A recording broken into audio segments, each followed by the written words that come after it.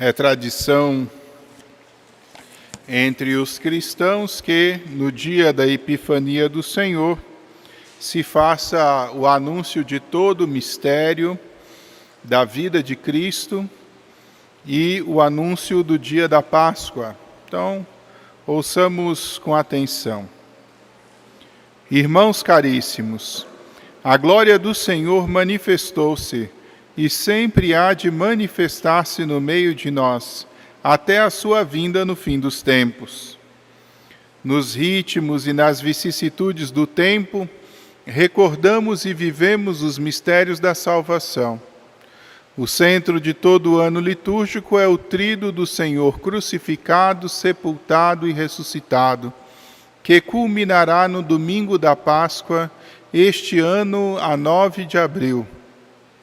Em cada domingo Páscoa semanal, a Santa Igreja torna presente este grande acontecimento no qual Jesus Cristo venceu o pecado e a morte. Da celebração da Páscoa do Senhor derivam todas as celebrações do ano litúrgico. As cinzas, início da Quaresma, a 22 de fevereiro. A Ascensão do Senhor, a 21 de maio. Pentecostes, a 28 de maio. O primeiro domingo do Advento, a 3 de dezembro. Também nas festas da Santa Mãe de Deus, dos apóstolos, dos santos e na comemoração dos fiéis defuntos, a Igreja peregrina sobre a terra proclama a Páscoa do Senhor. A Cristo que era, que é e que há de vir, Senhor do tempo e da história, louvor e glória pelos séculos dos séculos. Amém. Queridos irmãos e irmãs, estamos celebrando hoje a solenidade da Epifania do Senhor. E na introdução hoje da nossa missa já se diz que Epifania é manifestação, né? É a mesma origem da palavra fenômeno, né? Quer dizer, o fenômeno é aquilo que se mostra, aquilo que se aparece. E quando falamos da Epifania, estamos falando de momentos privilegiados da manifestação de Deus.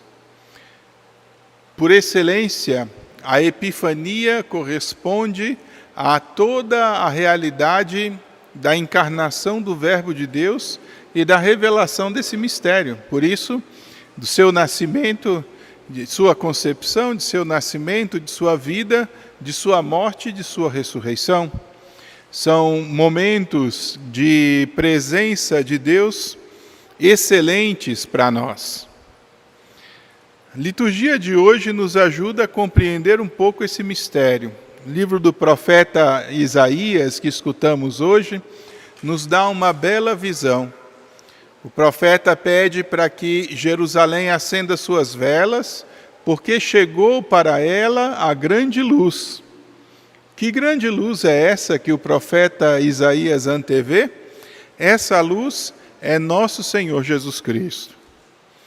Na visão do profeta Isaías, essa luz vai atrair para Jerusalém todos os povos. E é assim que se dá, seja nesse tempo, seja na visão da Jerusalém celeste. Quem teve a oportunidade já de viajar à Terra Santa, de ir a Jerusalém, vai entender bem o que eu estou falando, de que a profecia de Isaías se concretiza todos os dias. Porque, de fato, todos os dias chegam a Jerusalém povos de todas as terras e nações e caravanas que vão lá, exatamente para encontrar essa luz que vem do Senhor. Isso se dá na história, mas isso se dá também de modo perene quando nós falamos da Jerusalém celeste, porque o Senhor também se manifesta na experiência da sua glória, de modo a mostrar a sua plenitude numa Jerusalém que não passa. Quando olhamos o livro do Apocalipse, vamos ver uma profunda conexão que existe entre a profecia de Isaías e este livro que trata justamente do fim dos tempos, das últimas coisas. E no livro do Apocalipse, o Cordeiro é colocado no centro da cidade de Jerusalém, e do Cordeiro se emana a luz, que é própria, e que ilumina toda a cidade. De modo que, em Jesus Cristo encontramos a consumação daquela profecia colocada pelo profeta Isaías de que todos os povos acorrerão à cidade santa para receber a luz que vem do Senhor. Essa luz, concretamente, é nosso Senhor Jesus Cristo. Na nossa segunda leitura, isso ainda fica mais manifesto, tirada aí da carta aos Efésios, onde está dito: este mistério Deus não o fez a conhecer os homens das gerações passadas, mas acaba de revelar agora, pelo Espírito, aos seus santos apóstolos e profetas. Os pagãos são admitidos à mesma herança, são membros do mesmo corpo, são associados à mesma promessa em Jesus Cristo. Se vê então, na nossa segunda leitura de hoje, a confirmação da profecia de Isaías, onde todos os povos serão reunidos nessa Jerusalém celeste, cujo princípio é o próprio Deus, é nosso Senhor Jesus Cristo. Mas é bastante interessante, se nós formos refletir mais concretamente, sobre o que significa essa iluminação, essa presença de Deus no meio de nós.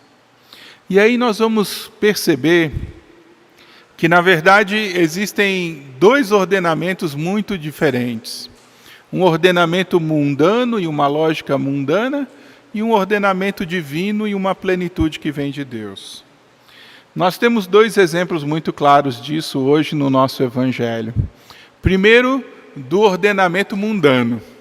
E isso nós podemos encontrar de maneira muito clara na figura do rei Herodes, que hoje se apresenta para nós nessa leitura. Herodes, na verdade, era um megalomaníaco. E digo isso com toda tranquilidade, pensando exatamente no modo como procedeu na sua vida. Um homem sedento de poder e tão preocupado com a sustentação do seu próprio poder, que vivia com medo dos outros, e por conta desse medo se tornou terrível. Herodes era um idumeu, da região que está abaixo da região da Judéia, tinha sido educado na corte de Augusto, o imperador, e por amizade ao imperador, foi concedido a ele retornar ao seu território com a condição de monarca. Extremamente frustrado, porque ele queria seguir a carreira de general romano, mas por não ter uma origem em família nobre, não pôde prosperar nessa perspectiva. De modo que foi devolvido à sua terra com a missão de reger aquela região. Odiado por todos, porque era um rei imposto pela soberania romana, não conseguiu atrair o favor para si da parte do povo judeu. Por quê? Porque o povo judeu só aceita um verdadeiro rei se o rei procede da casa de Davi.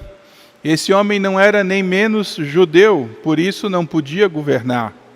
Assim, era odiado pelo povo de Israel, por mais que fizesse força para ser, em certo sentido, aprovado.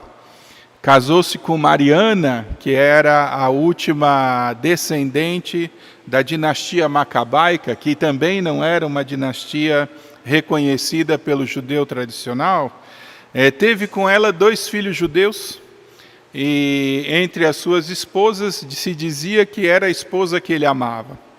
Os judeus tentaram fazer uma revolta e colocar os filhos de Mariana no lugar de Herodes. O resultado disso, Herodes mandou matar os 2 filhos, matar a esposa que ele amava e a sogra. Acho que a sogra foi o bônus, Assim, entrou dentro do conjunto das coisas, De todas as maneiras, era uma coisa terrível, imagina, Matou né, os próprios filhos de origem judaica, matou a esposa, matou todos aqueles que poderiam, em certo sentido, ameaçar o seu reinado. Viveu então impondo sobre as pessoas o terror. Para vocês entenderem o contexto do evangelho de hoje, vocês imaginem que desde o exílio da Babilônia não havia um monarca que fosse descendente da casa de Davi. O último monarca da casa de Davi foi derrubado por Nabucodonosor, de maneira muito trágica até, porque ele, tentando fugir para o Egito, foi preso por Nabucodonosor, e o que aconteceu? Mandou degolar os 2 filhos de Sedecias na frente dele, e depois furar os olhos, para que a última visão que ele tivesse em vida era exatamente do fim da sua dinastia. Morreu de modo terrível, né? Foi levado cego para a escravidão na Babilônia. Então tudo isso é muito trágico, né? A dinastia davídica então se vê perdida na história até que se restabelece na pessoa de Jesus. Mas imaginem, por séculos os judeus estavam esperando um verdadeiro Messias, um Mexiá, um ungido que pudesse governar Israel. Essa expectativa estava lá desde, porque havia uma dominação primeiro da Babilônia, que caiu para os persas, que caiu para os macedônios. Depois os seleucidas tomaram o poder dessa região, ptolomaicos e seleucidas trocavam poder nessa região. Com o tempo, os próprios seleucidas caem para os romanos, e os romanos assumem essa região e colocam lá um idumeu que nem é judeu para governar. E ele matou todo mundo que podia ser herdeiro. E quando acha que está tranquilo, o que acontece com Herodes? Chegam 3 magos do Oriente e diz: nós viemos adorar o Messias que nasceu. E ele olhou e disse: como assim o Messias que nasceu? Imaginem o rebuliço que foi de fato na cidade de Jerusalém. Herodes ficou extremamente perturbado, porque para ele era uma ameaça grandíssima ao seu governo, ao seu estado, e então quis se informar a respeito do assunto. Onde é que vai nascer esse menino? As profecias dizem que é lá em Belém. O que faz o Herodes? Nós não temos aqui no texto do Evangelho, mas ele segue na sequência narrando exatamente isso. Manda matar em toda a região da Judéia todas as crianças até 2 anos de idade. Para dizer o quê? Não nasce nessa terra um Messias para me substituir. Esse é o poder mundano, minha gente. Maquiavel, muitos séculos depois, vai falar disso a respeito dos monarcas, sobre o poder mundano. Ele vai dizer que um monarca deve ser amado ou temido. Melhor se for amado, é mais fácil de dominar. Mas se não puder ser amado, que seja temido. O poder mundano se traduz, sobretudo, na imposição da nossa vontade sobre a vontade de outras pessoas. Uma autoridade que não se dá simplesmente pelo convencimento, mas que se dá, sobretudo, pela imposição e pela força. Essa realidade que o rei Herodes vive é uma realidade que parece gloriosa, porque ele era megalomaníaco, construiu grandes obras, querendo que a Palestina, a Terra Santa, fosse uma pequena Roma, mas se viu também odiado por todos, reprovado por todos e matando todos aqueles que estavam à sua volta e que manifestavam determinado desejo de poder. De modo que a vida de Herodes é uma vida desgraçada. Tem todo o poder que o monarca pode ter, mas ao mesmo tempo vive com medo de todas as pessoas que estão à sua volta. Um projeto político e material de felicidade não consegue se realizar em plenitude. Esse homem tinha todos os tesouros possíveis e imagináveis, mas ao mesmo tempo não conseguia ser feliz. Não é muito diferente de hoje. temos outros Herodes por aí, né? Hoje tem outros nomes, né? É Putin, né? Sei lá, a quem vocês quiserem colocar e enquadrar nesses ditadores que existem por aí, vão encontrar déspotas que querem impor a sua vontade, o seu poder sobre as outras pessoas e, em certo sentido, são senhores da guerra, porque pelo temor conseguem oprimir de maneira muito concreta as pessoas. O mundo é cíclico, né? Essas pessoas, elas vêm, elas vão e elas passam. O rei Herodes foi tão odiado que na sua vida, depois de sua vida, foi eliminado o lugar de sua sepultura. E olha, era uma montanha artificial com um castelo glamouroso, onde ele se fez enterrar. O povo judeu odiou tanto aquele homem que no final derrubou o castelo, soterrou o que parecia ser então aí uma montanha artificial, de modo que o seu túmulo ficou esquecido por milênio. Foi reencontrado aí no 1700, parece. Mas um homem para se esquecer da história.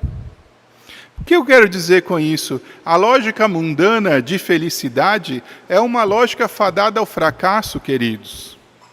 Não pensem, não se iludam que dinheiro vai resolver o problema da nossa vida. Não pensem que a abundância de bens vai nos conferir uma segurança intransponível. Porque todas essas coisas, na verdade, são muito fugazes quando nós contemplamos a realidade da morte, que de fato alcança a todos e que derruba a todos. Impérios se levantam, impérios caem. Governos prosperam e governos regridem. Assim, a realidade desse tempo não é uma realidade capaz de dar resposta àquilo que o coração humano realmente necessita. De modo que nós não podemos centrar a nossa vida meramente nesses cuidados materiais, embora importantes, porque ninguém diz que a manutenção da própria vida deve ser desprezada, nós precisamos olhar para outras perspectivas que são mais importantes que essa. E é aqui que vem o ponto importante para olharmos a diferença do rei Herodes para o rei Jesus. Porque se o rei Herodes foi educado na grande corte do Império Romano e foi colocado sob a administração da Palestina com grande poder e com a megalomania, Jesus, na verdade, nasce numa gruta, no fundo de uma casa que foi o amparo dele na peregrinação que seu pai precisou fazer para prestar contas ao Estado da sua existência. Não foi educado, né, nos grandes lugares, aprendeu marcenaria, imagina, né? Viveu boa parte da sua vida em Nazaré, que era um lugar completamente isolado da realidade. Ninguém ia lá em Nazaré, a não ser que precisasse ir a Nazaré, porque não era rota de nada. A ponto de Natanael dizer, pode vir alguma coisa boa de Nazaré? Esse homem educado na simplicidade, que viveu a sua vida de maneira bastante discreta, na apresentação de sua vida pública, se colocou a serviço de todos como aquele que ensina e como aquele que cura. E, na verdade, enquanto o rei Herodes tentava trazer tudo para si, dominar tudo em si, conquistar tudo em si de maneira egoísta, o rei Jesus, na verdade, oferecia cotidianamente a sua própria vida para a salvação e para a redenção da humanidade inteira, até o extremo da cruz. Numa liberdade tremenda, dizendo, ninguém toma minha vida, eu a dou por mim mesmo. A experiência da cruz é a experiência de uma realeza completamente distinta daquilo que é a lógica mundana, porque enquanto a lógica mundana acumula, a lógica divina se esvazia. Enquanto a lógica mundana coloca segurança nas coisas, a lógica divina coloca a confiança em Deus.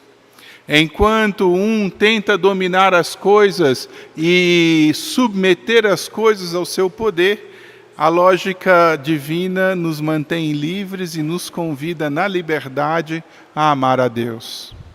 São poderes completamente distintos e são orientações inversas até. De modo que, queridos irmãos e irmãs, precisamos pensar de maneira muito concreta sobre no que consiste sermos iluminados por essa luz que vem de Jerusalém. Sermos iluminados por essa luz que vem do Senhor. Consiste em viver uma vida mais digna e mais conforme à realidade da graça. Consiste em viver uma vida que corresponda à vida de Filho de Deus, a modo de nosso Senhor Jesus Cristo. Consiste em conduzir a nossa experiência para a comunhão com o Senhor a partir da generosidade do amor. Por isso é importante colocar algumas perguntas muito concretas, né? Porque o cristão que vive no medo do inferno ainda não entendeu o que significa ser filho amado de Deus.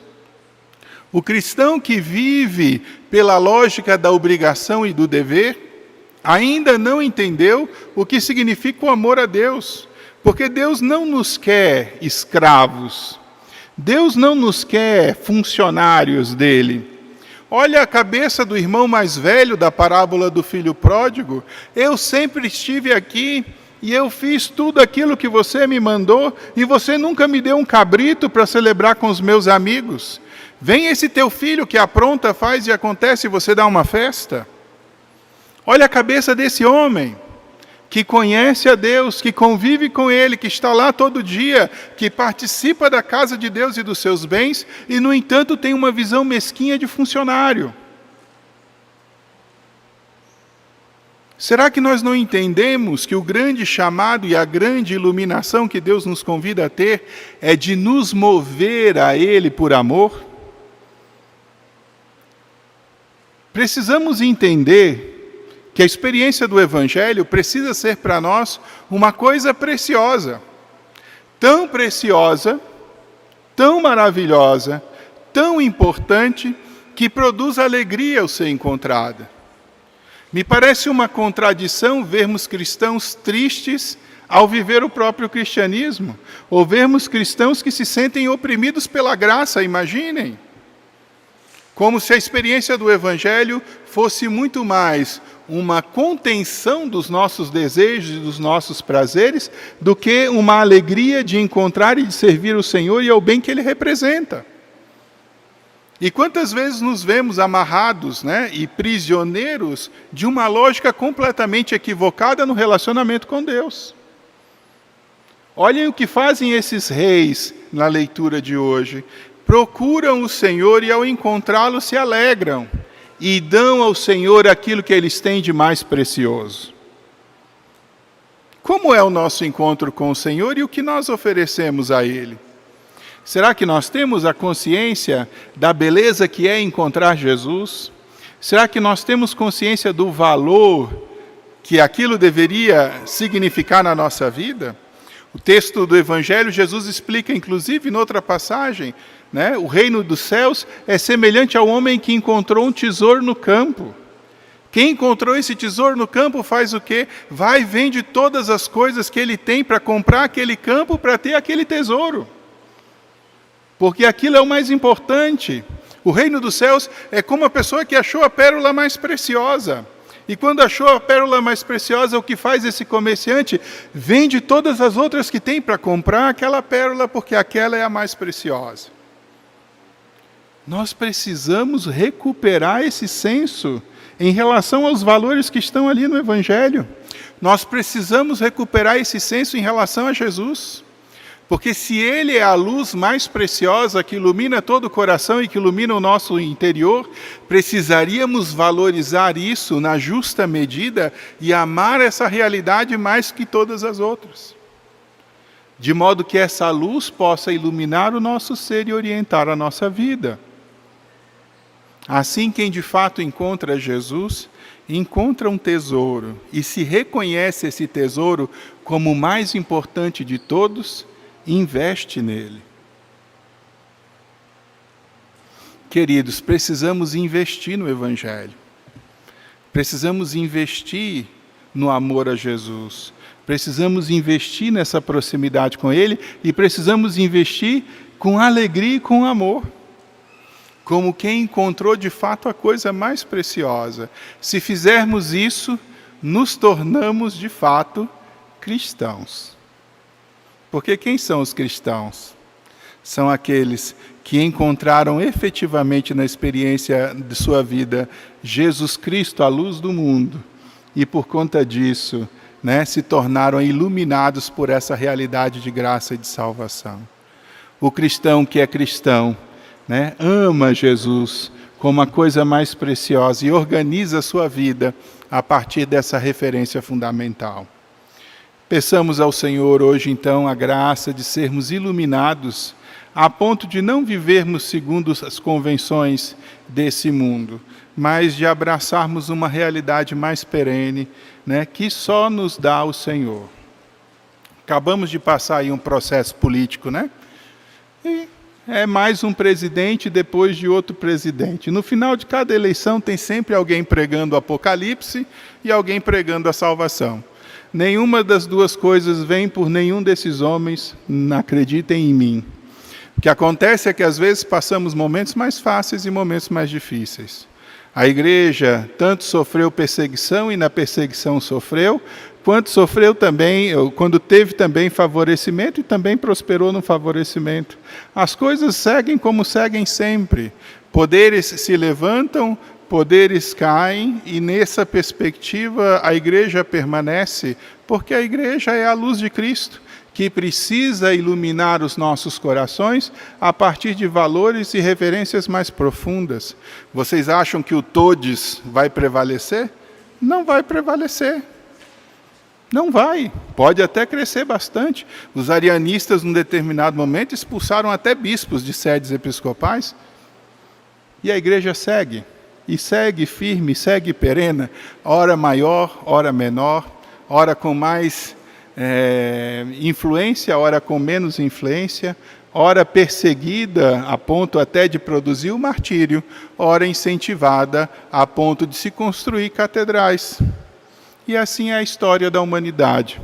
Não devemos temer sistemas e poderes políticos, eles não resolvem a nossa vida e não vão ser a palavra definitiva sobre nós. O que nós devemos abrir o nosso olhar e o nosso coração é para acolher aquele poder que é o único e perene, que é o poder do amor que vem de nosso Senhor Jesus Cristo. Portanto, sigamos confiantes, O Senhor está conosco e nos acompanha em todas as circunstâncias, na bonança e na adversidade.